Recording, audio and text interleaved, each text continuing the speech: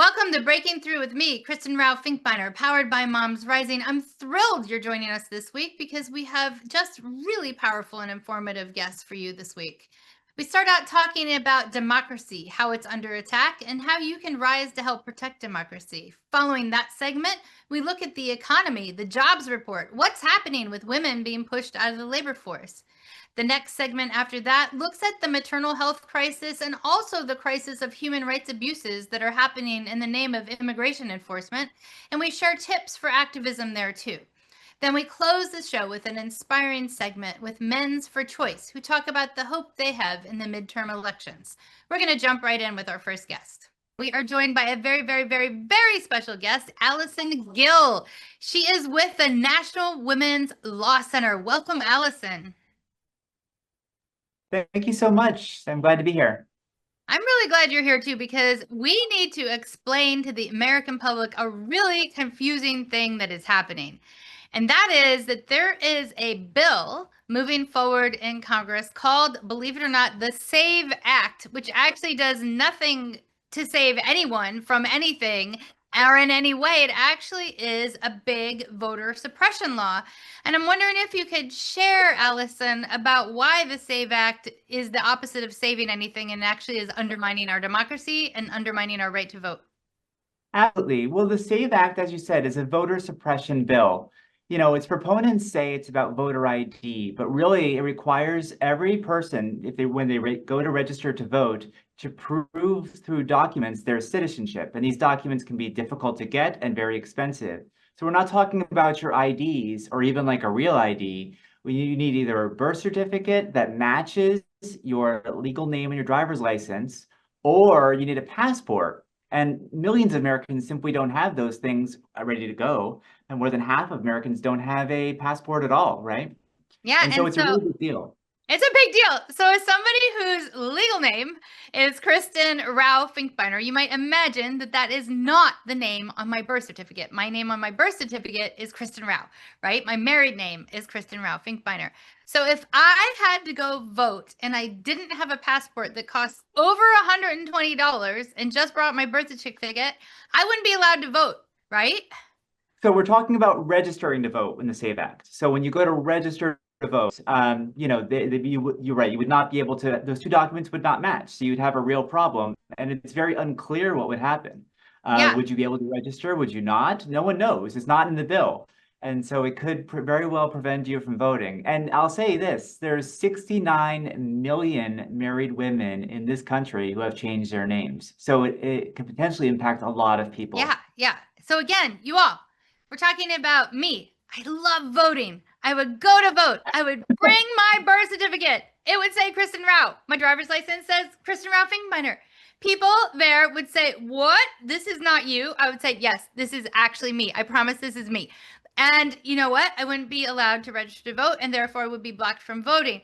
That's the way the law is written right now. It's ridiculous. Now, there's one way to get around that with the law, and that is to get a passport. Passports cost over $120, and they're kind of hard to get. Like, you have to take time off of work. You have to do a lot of things. You have to take time to get a picture that looks okay. I mean, for me, that might take extra time, but you know, it takes time to get a passport, and not everybody, as you said, can get a passport. Overall, I think only 50% of people in America have a passport, and I think in some communities, 70% of people don't have a passport. That's right. Yes, especially people that are younger, for example, or that in more rural areas, or that, you know, are not as wealthy, they're much less likely to have a passport. Yeah. So basically, it's a poll tax. It basically is, and it's quite expensive. And I'll say this too, there's often really hard deadlines when you go to register to vote, right? And if you don't realize this is a requirement now, it can take weeks and weeks or even months to get your birth certificate or a passport. So even if you have every intention of complying, it can, especially, you know, if this were to pass, everyone would be trying to get their passports at the same time, if you can imagine that. It would just be really impossible. It already takes forever to get your passport. Thank you to everybody who's making passports happen. I know you have a lot of work to do, and it takes forever to get a passport. It also takes and can take a little bit of time to get your birth certificate. So, I mean, it is really a barrier to voting. And I have an and, you all. I have an and. There is also a Republican proposal to roll back libraries' ability to help facilitate passports at the same time. So people, if you're thinking that this might be a conspiracy, I'm kind of thinking the same thing too, because at the same time that a passport is being required, which again costs over $120, lots of time, et cetera, to vote or to register to vote, the Republicans are rolling back access locally to have support in getting a passport at the libraries. Can you tell us a little bit about this? I almost thought I was reading like a Grimm's fairy tale of negative voting experiences when I saw that. Absolutely. I mean, it's ridiculous. These are major ways many people get access to their passports. It can be really challenging to take time off of work, figure out where you can get an appropriate picture taken, and the interview process. It can be very time consuming. And if you're just reducing the number of places for no apparent reason, it's really pretty concerning. Yeah, And if I could also point out, yeah, they just passed another version of the SAVE Act through the House, right? And this yeah. version is even more scary because it would require every single state to provide voter rolls to the federal government. So giving away your private voting information to the federal government, which is frankly pretty concerning as well. Yeah, there's nothing that could go wrong with that, the way Donald Trump has been utilizing data so far. I mean, what? No, my data is my data. It's personal. I do not want the state or anybody giving my data away. And this is completely ironic because, the Republicans sort of framed themselves for a long time as the party of personal responsibility, the party of independence, the party of liberty. And this is the exact opposite of that. This is just so opposite of that. It's a breach of personal information. It's a breach of personal liberty to cast our ballots. It's a breach of democracy. What is going on, Alison? I read it in the newspaper and am almost without words. I cannot Yeah. even believe it. And it's all premised on a lie too. And the Yes. lie is Trump's lie from the 2020 elections that there are lots of non-citizens voting. Absolutely not the case. One of the groups pushing for this, the Heritage Foundation, did research on it, and they found less than 100 cases of non-citizens registering to vote in over 30 years. And the last 20 years, they found only 25 cases. Imagine how many millions of people have registered to vote, Yeah. right?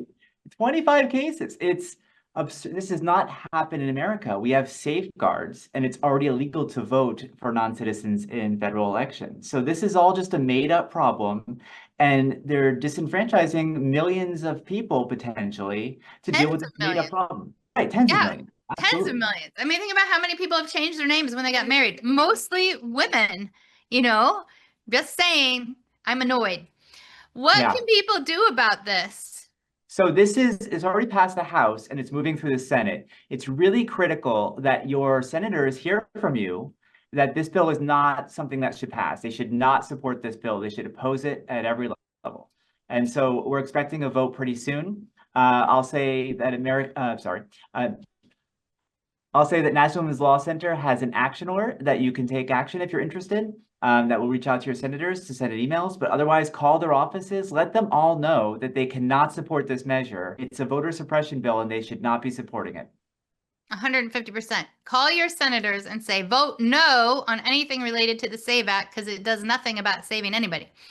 So the other thing I wanted to talk about is what you brought up, in that this is based on a myth. As somebody who has worked for too many years on trying to remind people to actually go vote, all of us who work in democracy and democratic participation and engagement know that the United States indeed does have a problem. And the problem is with voter participation. If we had a problem with overvoting, that would be an entire other situation. But in fact, the United States of America has one of the lowest voter participation rates of any industrialized nation or, any country on the planet Earth. A lot of people just simply don't vote. If you're listening, please register to vote and make sure you have a plan to vote. We need everybody voting. But what we don't have a problem with, as you said, is overvoting. And I think I heard you say that in the last 20 years, there's only been 25 cases of potentially people accidentally voting when they shouldn't have been. I mean, that is nothing compared to the tens of people who vote. It's so minor. I mean, it's less than, it's a fraction of a percentage, right? And it could never be enough to impact an election in this country. Yes. Never. By nothing, I mean it wouldn't do anything. So just for listeners. Yeah. Suppressing tens of millions of votes would impact elections in this country. That would impact outcomes. So they're trying to rig the elections with a justification for preventing it. It's absurd. Yeah, a false justification for preventing it. It is Oh, absolutely. absurd. I don't know, we need to create a new word in the English language for just like so frustratingly, annoyingly absurd that it feels like your hair actually might light on fire, or you might just faint from trying to figure out how they got this circular logic into trying to sell to America a giant voter suppression program, which specifically suppresses the votes of women and moms. Absolutely. I think what they're trying to do is sow doubt in our elections so that, for example, if they lose, they can say, well, it's because the other side let non-citizens vote, and it calls into question everything. And they can, they've already seized elections. I mean, seized the election materials from 2020 in Georgia, for example. These We're seeing more and more attacks on our election system. And if they can frame this as, well, we wanted to make it safer and the other side wouldn't let us, it's just one more way to sow doubt in our election system. We have some of the best election systems in the world, very secure and very safe. And unfortunately, they keep trying to poke holes in it. Yeah, it's not okay, people. We do not want holes poked in our democracy. I am not happy about any polls, any holes, any of the things being aimed at our democracy in negative ways. And just again, for listeners and viewers, there is no evidence of mass cheating in elections. We have a very safe, very secure election system, which actually needs more people to get registered to vote and to vote, not to disenfranchise tens of millions of women. That is not the direction we want to go. So we talked about what we can do. That is, everybody call your U.S. Senator, tell them to vote no on the SAVE Act. Yes, yes. Let's talk about National Women's Law Center. We only have about 3 minutes left, but can you tell people about the National Women's Law Center and how they can get involved? Sure. National Women's Law Center. Well, our website is nwlc.org, and we are a national gender justice group. We work in the courts, in Congress, in society to promote values of gender justice in various different areas, including reproductive rights and health and income security and childcare and education and workplace justice and other areas. I'm the director for nominations and democracy, so we work to make our courts equal and fair-minded and try to put good judges on the courts and keep out ones that are biased and partisan.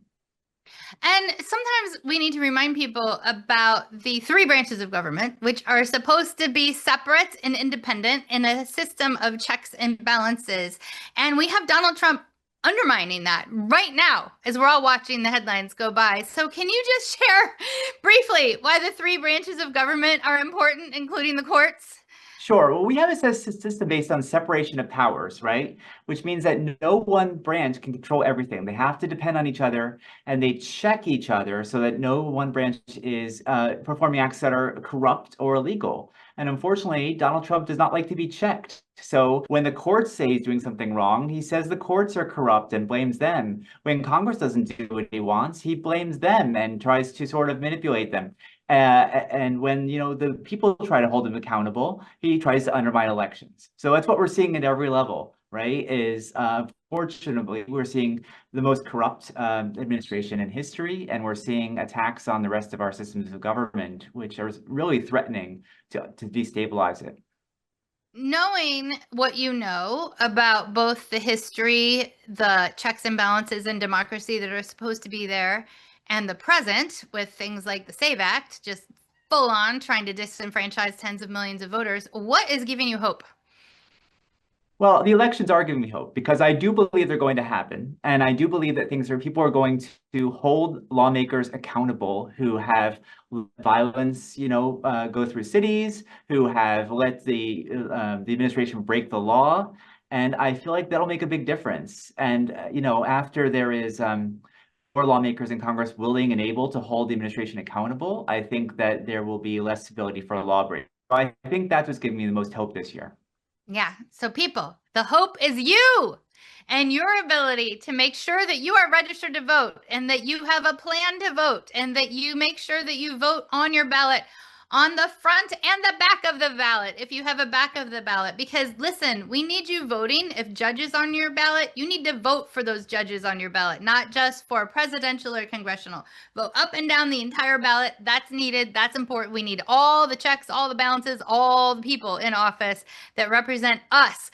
Thank you so much for being on Alison, National Women's Law Center. Thank you. Thank you for having me. Our next guest, an economist talking about the economy and women and you. We have Kate Bahn, who's the chief economist. Yes, economist. I want to hug all economists. And SVP of research at, guess what? One of my favorite organizations, the Institute for Women's Policy Research, also known as IWPR. Welcome, Kate. Thank you for having me, Kristen. And you are also one of our illustrious board members, so it's exciting to talk to you. Lucky to serve. I want to talk to you about jobs, the economy, the unaffordability crisis.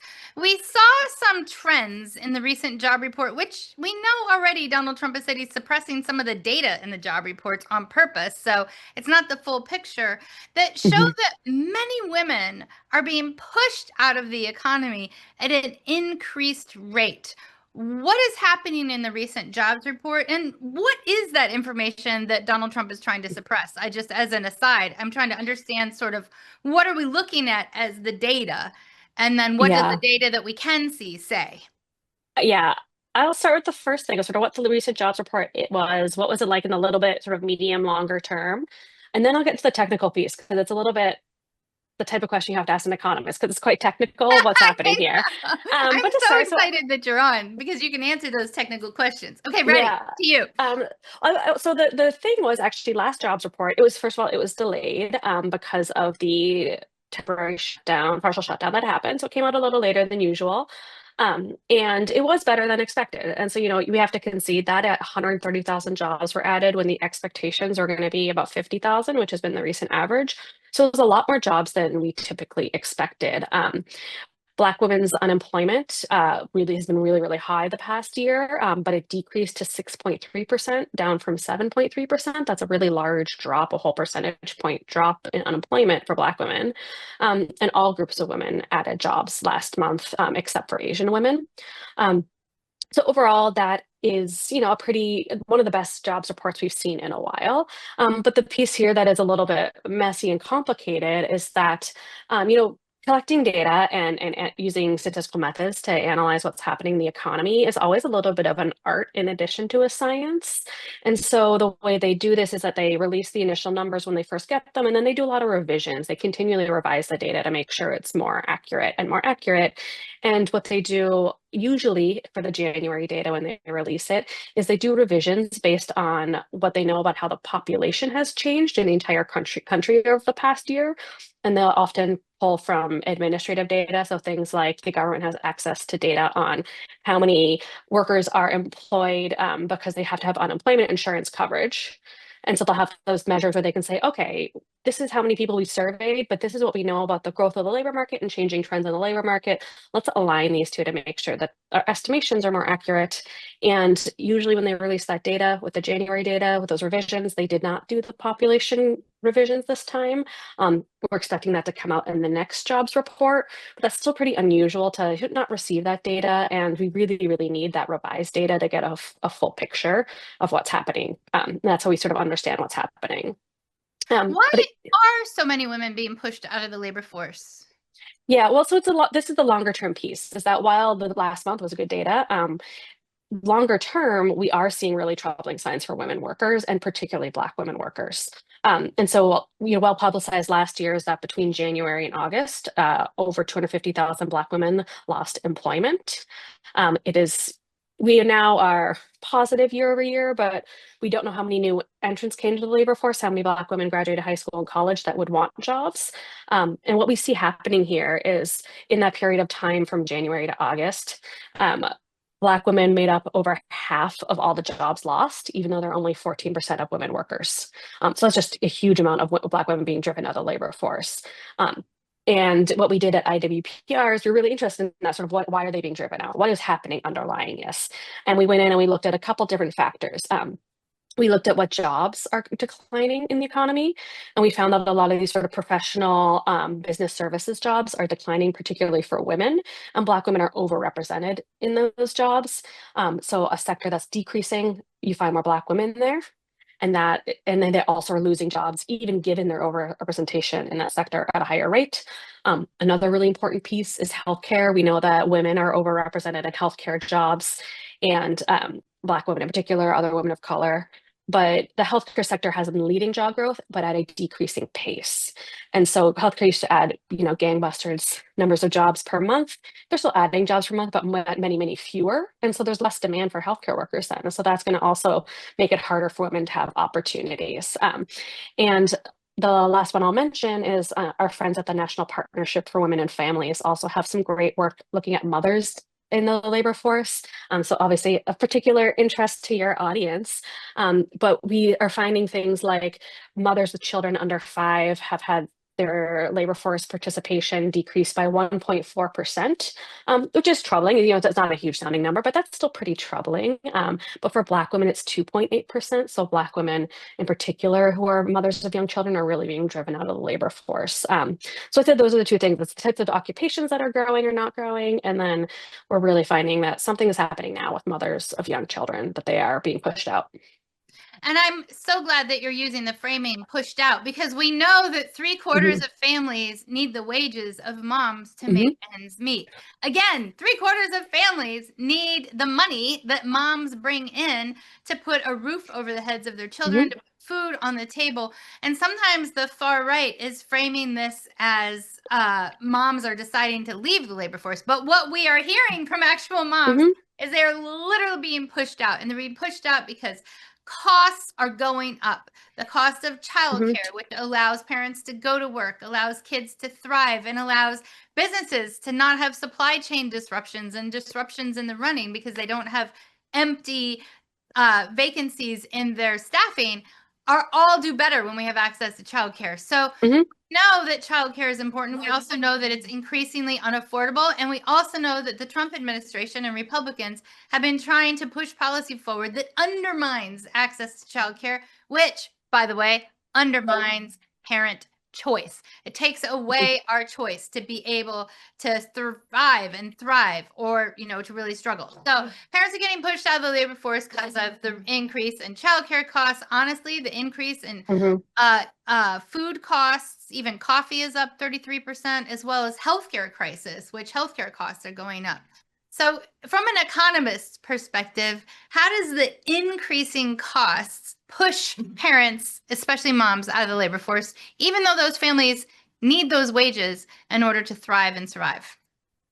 So it's increasing costs plus the lack of public support for it. And so I think that's like a key piece here too, is that families need access to care supports, like childcare, healthcare, elder care. We know these are determinants of how much women participate in the labor force because women take on the responsibility of those duties. We know those prices go up above the rate of inflation. And so even when we're looking at an inflation rate of 2.4%, those prices are going up at a much higher rate. And there's no public support. And so this is what I think, is a key point, and I bring it up all the time, is that the US is the only advanced economy with declining women's labor force participation. And the reason for that is because we don't have public policies that support women's ability to give care to their families. And in those positions, when you're backed into a corner, you got to do what you got to do. And what it seems like is happening in the current moment is that women are being pushed out of the workforce. And this is going to have huge spillover effects. Sort of, as you mentioned, 75% of families are relying on women's wages. There's research that shows that family incomes would have declined in the last 50 years, if not for the fact that women have increased how much they work. And so families are depending on this. This is like critical to family economic security, critical to overall economic thriving in our economy. And it's just an untenuous situation. Sort of what I think is like, we just reached a threshold where like women can no longer function under these conditions. We need something to change. Yeah, something needs to change, and it's easy to change. We're one of the only industrialized nations without universal access to childcare, to paid family medical leave after a new baby arrives, to health care, to earned sick days. More than 90% of countries in the planet Earth have access to earned sick days. Right now, more than 70% of low-wage mom workers don't even have a single paid sick day, even if, a kid is in the hospital or they have the flu and can't be at work. In fact, presenteeism, which means going to work sick, is costing our economy much more than it would cost if we just had earned sick days. I am so mad because these these are all solutions that not only help moms and parents stay in much needed jobs, but also lower the wage gaps between moms and non-moms, which then boosts our economy overall. One of my favorite stats is IWPR had a stat a while ago that said that our GDP would be increased by 5% if we had pay parity, and if people who wanted to work could work. What is the stat these days, or is that the same? It's probably about the same, is that we know that we are not using all the talent we have in our economy. And if we did, I mean, by not having women have opportunities, and if we did, it would lead to better economic growth in the range of 5%. But that's a pretty big amount. If you compare that to the that we're expecting GDP growth figures coming out this week to be around maybe 3%. So that is a pretty big jump in GDP. It's big. Well, and the other thing that I often talk about, but I love to talk about with a real economist, is that the wages and the consumer purchasing of moms and women actually make our economy go. So 70% and upwards of our economy is based on consumer purchasing, and women and moms make the majority of consumer purchasing decisions. So if we don't have money to spend, if we can't do that consumer purchasing, buying the apples, buying the school lunches, buying the shoes when our kids' feet grow bigger, which of course they hopefully always do, then we actually undermine the whole economy along the way. And could you rephrase that in an actual economist's explanation? Yeah. The technical term is marginal propensity to consume is the technical term. And we know that, so basically what it means is that if you have $1 extra, how much are you going to spend that extra dollar? And for moms, they are going to spend a really high portion of that extra dollar because they have so many things that they need to pay for. And so we know that, this is exactly why things like increasing to SNAP funding, increasing to unemployment insurance, they have such a big bang for your buck, because when you give people money for food, money for supporting their families, they spend it. So it's good for the overall economy. And so it is another technical term, it's a counter-cyclical policy, because if the economy is starting to go down a little bit, but then you give people money to spend, they're going to spend it and it's going to help the economy. And so, I mean, you're exactly right. It's that when mothers have a higher marginal propensity to consume, they prop up the economy and support economic growth. And it's so important, right? It's so important, and people do not realize how important it is. Also, while we have you on, in a minute and 50 seconds, we need to explain why there is no such thing as trickle down. This is something that people think about, and it goes along with the marginal propensity that you're just talking about. So, to you. Yes, I mean, you're exactly right. And so, there's this idea that if people have money, they're going to, at any level, they're going to spend money and invest it, start new businesses. And then we found out that's not what happens. People hoard wealth. They are not investing it in new businesses, and they're hoarding wealth. And so when that happens, is like there's a lot of lost potential in the economy when people hoard their wealth. And so what we found is it's in fact quite the opposite. If you give money to lower income people, that is going to lead to a more robust, resilient economic growth, rather than just hoping that it's going to trickle down through investment by very wealthy people, because that has not happened so far. Yeah, I mean, in decades and decades and decades and decades of research has proven time and time again that there is no trickle down, meaning that when you give super wealthy people access to more money, access to more tax breaks, what Kate said is absolutely true. They do not spend it immediately. Usually it goes into a bank, because guess what? It turns out you can only buy so many shoes for your kids, right? A billionaire does not need a billion shoes. So oftentimes that's going into investments, and it doesn't fuel the economy. It's not spent in the economy. And those investments, are stuck in a bank over time instead of moving our economy forward. So if anybody ever tells you the trickle down is happening, just tell them we know that is a myth, not a reality. So really quickly, IWPR, how can people get involved? Go to IWPR.org, check out our research, share our research, tell us what you think about our research, because what we really want is for people to see their own lives in the work we're doing, because that's what we're trying to do. We're trying to illuminate what's happening in people's lives to spur changes to policies. And so I just want people to engage with it and tell us what they think. Yes, get involved with IWPR, support IWPR. Thank you so much, Kate. Thank you so much. Next up, we're talking about the human rights abuses happening in the name of immigration enforcement and tips for activism in this area for you. We have one of my very favorite people on the actual planet Earth joining us today, Monifa Bandele of MomsRising. Welcome, Monifa. Thank you for having me. Thank you for being a powerful leader who has brought forward so many victories, including victories in uncertain times. And speaking of which, I want to talk a little bit about maternal health and what's happening with maternal health in America, which, by the way, listeners, is a disaster. Can you set the stage for our conversation about victories with where we are now in America with maternal health? Yeah, sure. Right now, we're really working to preserve and continue the federal investments in the maternal mortality review committees that exist, as well as supporting ongoing funding for the perinatal quality collaboratives, the pregnancy risk assessment monitoring system, the stillbirth prevention working group, and the residential treatment program for pregnant and postpartum women. These are all programs that, we've been fighting to expand and to keep. And then also, working to maintain the National Maternal Mental Health Hotline, as well as Healthy Start. All of these programs are under attack from the current administration. And they're under attack in a time when the United States of America remains the only World Health Organization where maternal mortality or women dying in childbirth is going up, not down, and where Black women are dying in childbirth 3 to 4 times as often as white women, which is absolutely not okay. What are we seeing as the impact of the policies related to reproductive health writ large that have been put in place by Republican leadership and Donald Trump in terms of the impact on women's health in America?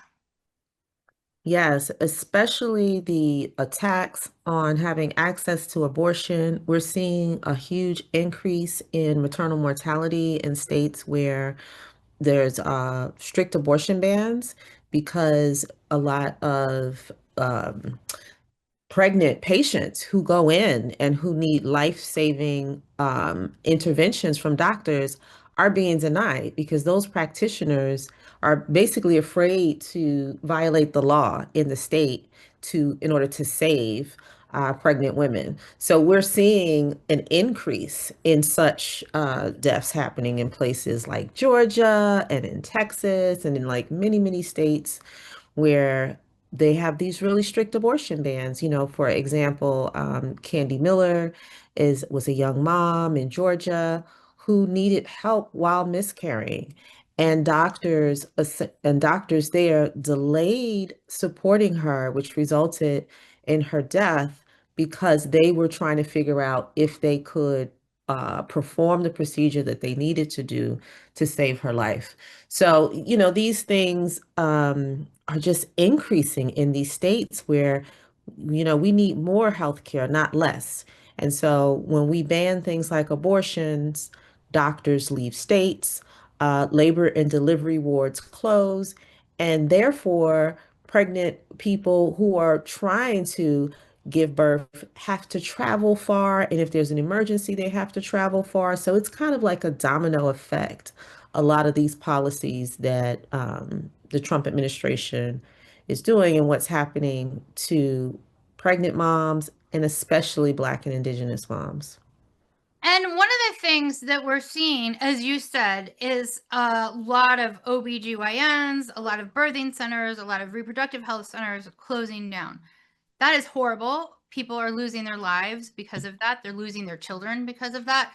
What's also happening is the healthcare system overall is under incredible stress because Donald Trump and Republican leaders in Congress took money out of Medicaid, like hundreds of billions of dollars out of Medicaid, in order to fund human rights abuses, terrifying children, terrifying hardworking immigrants, and really creating chaos and harm through the DHS, ICE, and Border Patrol funding that's been happening in an increased way. So I'm going to say that again. They took money out of healthcare. By they, I'm going to name names. Donald Trump and Republican leaders took money out of our healthcare system, put it into human rights abuses in the name of immigration enforcement. And while we know that our nation needs a compassionate, secure, balanced immigration process, we don't need cuts to healthcare and we don't need cruelty. And so what that's done is also collapsed people's ability to get access to healthcare. It's closing rural hospitals, it's closing hospitals across the country, it's causing people to have an increase in their healthcare premiums. So instead of increasing and helping people, including moms, get access to healthcare, the Trump administration, Republicans have completely undermined it across a number of measures, everything from access to reproductive healthcare to just access to plain old healthcare. And what are your thoughts on that? I'm so mad about it. Yeah, it's really infuriating. We see that ICE is doing so many atrocities all over the country. And in fact, just yesterday in Savannah, Georgia, a teacher who's a beloved Black teacher in Savannah, Georgia, was killed by ICE, Dr. Linda Davis, um, because someone was fleeing in a high-speed car chase and they crashed into her. And so we see that not only is the administration's policies and their immigration policies and ICE pulling money away from life-saving things like money for healthcare, they're also putting that money into a agency that is causing enormous harm all over the country, incarcerating folks, separating families, but also causing these tragic deaths. So I think it's really important to name that, the resources are being pulled out where we need care, and they're putting into systems causing harm. Systems causing harm, hiring untrained people who are masked. They don't even have badge numbers. There's nothing. It's like violating the Constitution all over the place. And that is not okay, people. We do not need people's human rights, the Constitution, all of our rights being violated. It's awful. And the ripple effects are also awful. What can people do, Monifa? Definitely be organized, be engaged, join MomsRising. We have an upcoming mass member community call, a community meeting next week, Thursday. Definitely join on, hear what folks are doing around everything from what's happening with DHS and ICE, all the way to what's happening with our healthcare and maternal healthcare, especially. And there's so many ways that you can get involved. You can share your story. You can share the story of your loved ones.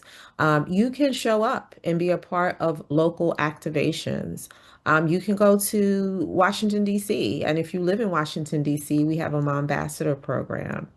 And you can also join a lot of the turnout that MomsRising has been a part of. Particularly next month, there's going to be another No Kings Day on March 28th. So there's everything from signing our petitions to sharing your stories, to coming to local events, to going to national events, to turning out for the next No Kings. Absolutely. Okay, so what is bringing you hope, even though this disaster is happening across the country? Yeah, I think that watching all of the people who are activated, people are so engaged.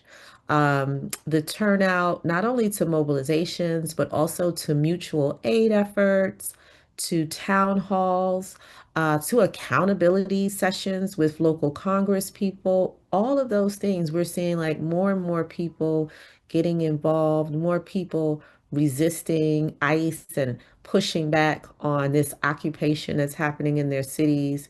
And so definitely the engagement of folks give me hope.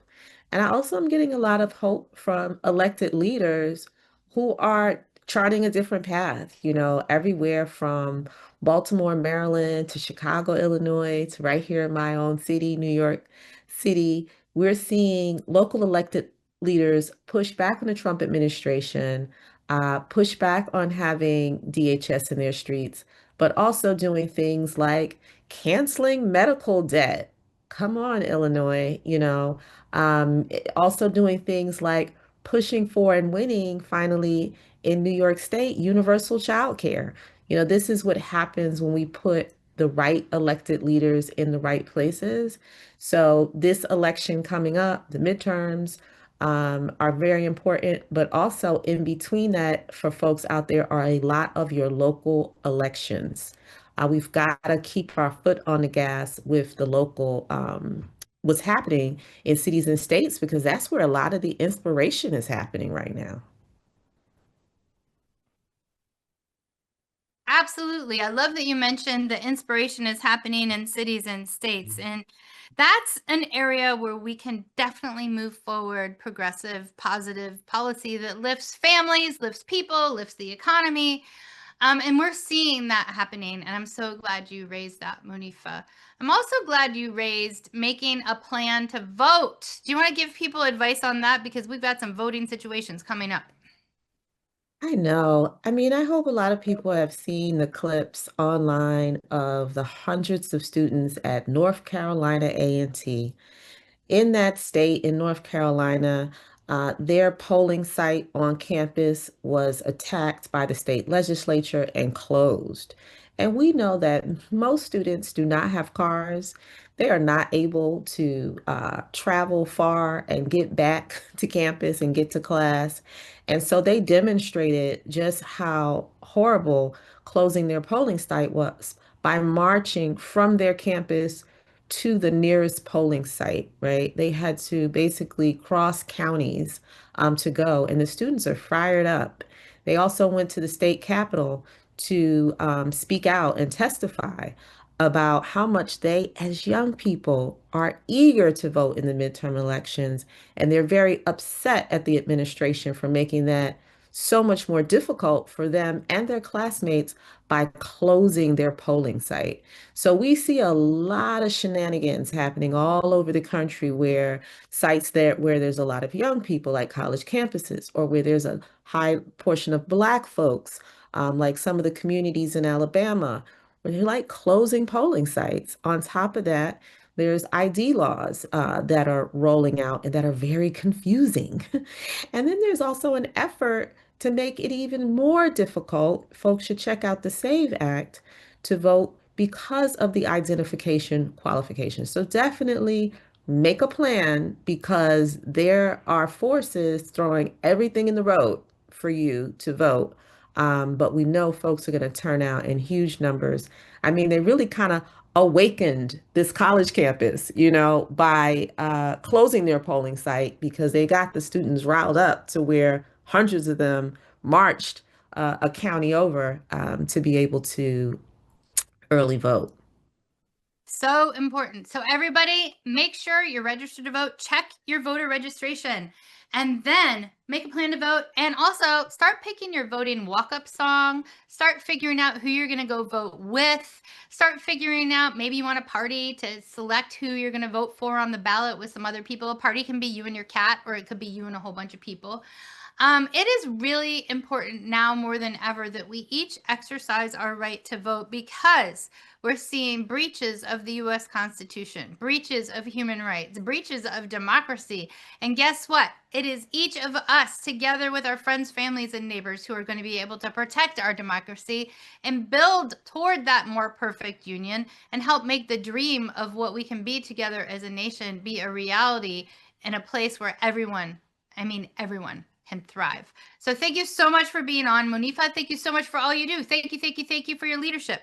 Thanks for having me on. Bye. Next up, we have Men4Choice with some inspiring tidbits for how you can make a difference. We are joined by an amazing, spectacular guest you're going to love hearing from, Erin Bos-Lun, who is Executive Director of Yes, Yes, Yes, Please, Men4Choice. Welcome, Erin.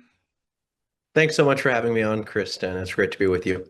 I'm so glad you're here, because as reproductive rights, reproductive justice, reproductive anything, in fact, healthcare is under attack. The work of Men4Choice is so necessary, so important, and so powerful. I'm wondering if you could just bring our listeners and our audience into what is Men4Choice and where are you? Yeah, the basic idea of Men4Choice is pretty simple. It's to get passively pro-choice men off the sidelines and into the fight as allies, supporters of reproductive freedom. We see a big problem in this country, which is the horrible assault on abortion rights, and also the fact that more than 50% of men in this country are pro-choice, believe that people should have the freedom to control their own body, and yet almost none of them are doing anything about it. So the way we work to solve that problem is through ongoing educational programs, in particular, a fellowship that's 10 weeks long for young men, and continuous communications where we're meeting young men where they are, speaking to them constantly online and in other places, and through our C4 Men4Choice advocacy, not just talking the talk, but walking the walk, showing up in big ways to support Planned Parenthood and local partners so that men are showing up to knock doors, make donations, do all the things that need to be done to put points on the board to advance the cause of reproductive freedom. It's so important, so important. Okay, so before we go into discussion, because a big part of your work is bringing more people in, how can people get involved? Well, one easy way, if you're interested in learning more about us, is we just launched a new documentary on the first 10 years of our organization. We were started in Chicago, and the documentary called Men4Choice Off the Sidelines is now viewable on YouTube. So search Men4Choice with a 4 documentary on YouTube, and you'll be able to learn more about what we're about. You can also go to our website, and we have a take action form on the website where if you fill it out, a member of our team will call you. We're not like we're the opposite of the chat bot plague this country is faced with right now. You will get a call from an organizer who's probably an alumni of one of our programs, and they'll be sure to set you up with the right way to take action. I love that so much. So people, it is men, MEN 4, number 4, choice, CHOICE. So men, the number 4, choice. So I'm really excited that you're on. So you mentioned that you are walking the talk. By you, I mean all the people in Men4Choice. So I won't put all the responsibility just on you yourself alone, Aaron, but you've been building a movement that has been walking the talk and have played a critical role in places like Virginia and Florida. And I'm wondering if you could share a little bit of those inspirational tidbits about how Men4Choice has been engaged across the country.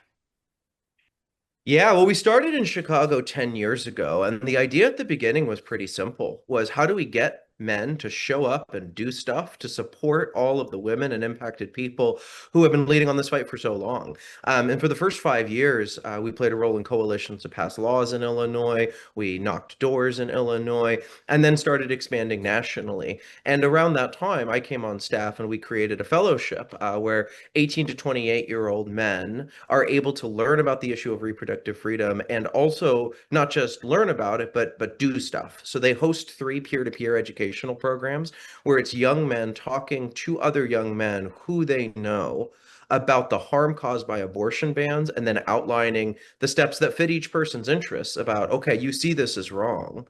What are you going to do now? And so we've been continually building our base. We're now primarily active in 9 states, but operate throughout the country. And we organize year round. We train young men, we bring them in, we make sure that they're connected with the right opportunities to do things and not just throw up their hands and say, oh, the country's in such a bad place right now. We all know that. The question is, what are you going to do? And we're continually taking action at election time and well beyond elections through our educational programs. In Virginia last year, Men4Choice knocked on 10,000 doors in a month to help elect pro-choice candidates, and also in Miami helped elect the first pro-choice woman mayor. So those are 2 spectacular items of brilliance of Men4Choice. What are your favorite people that you've helped elect or activations? Well, what you just said is a great story in itself. You know, as our programs have continued to get bigger, the thing we find is that we've created this community of young men who are interested in doing more. And so, you know, we have 41 staff in total now at Men4Choice. 34 of them are alumni of our fellowship program. And we sent 3 of them through Men4Choice advocacy to work on the Virginia race, to elect Abigail Spanberger as governor and to elect 4 pro-choice candidates to the state house supporting an on-the-ground partner, MomsRising Virginia. We went to them and we said, we can do a lot of stuff for you, what would be the ways that it would be most useful? And we did. And, there's a tendency, I think, to forget sometimes just how bleak the mood was last September. There were a lot of people saying, well, are elections even going to matter? Can you even do anything? You know that when you do stuff, you never win. And our guys were on the ground mobilizing other young men to show up and say, we can do something. And here it is this Saturday at 10 or whenever it was that week. And that was very successful. I mean, the country, the world heard about the election of Abigail Spanberger. But what's even cooler about that whole sequence was 72 hours after that, we moved that team down and brought two more in. And they immediately started knocking doors for Eileen Higgins to become the first pro-choice woman mayor of Miami. And I'll tell you, I'm from Miami. You want to talk about people saying, oh, why are you wasting your time? What are you doing? It's Florida. Throw up your hands. Nothing you do is going to matter anyways.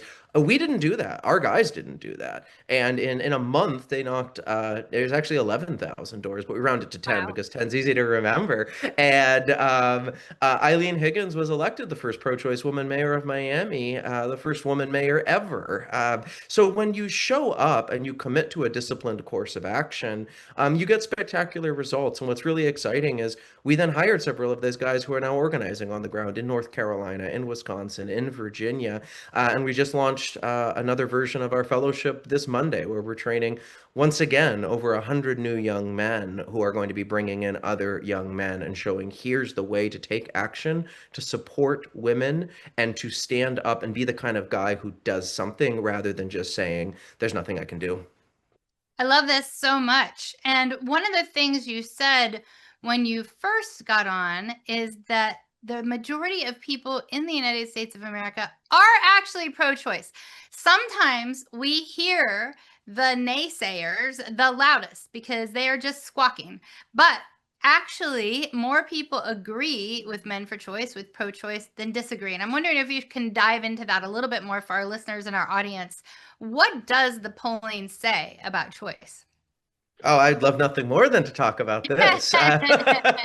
Well, because there's a misconception, and it's a misconception that's really basic. Because, I mean, Kristen, you of all people know, and I'm guessing a lot of your listeners know, that if you go to any pro-choice event, it's going to be 90% women and 10% boyfriends and husbands. And so because we don't see any men doing anything, we assume that the absence of men represents they're not there in the issue. It just isn't true.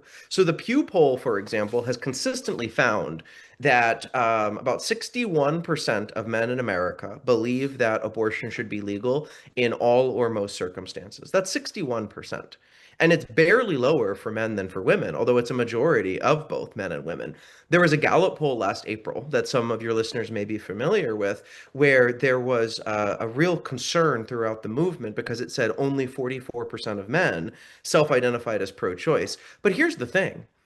The same set of factors that were looked at identified that 60% of men, not when asked, are you pro-choice, but do you believe abortion should be legal in all or most circumstances? 60% said yes. So that shows an interesting and worrying 16-point gap between men who believe that abortion should be legal, but won't take on what I think is probably because they see it as a feminist label and therefore not their label. That's the work we do to get them to feel more comfortable stepping in to support women in that way. But they're there on the issue. And on young men, which is what we focus on, there was a lot of talk in 2024, and rightly so, about how young men moved to the political right and voted for Donald Trump in record numbers. Well, the Harvard Institute of Politics did the most rigorous study in the country around attitudes of young men in that same year. And they found 57% of young men said that access to legal abortion was a very important factor in choosing what state they would live in.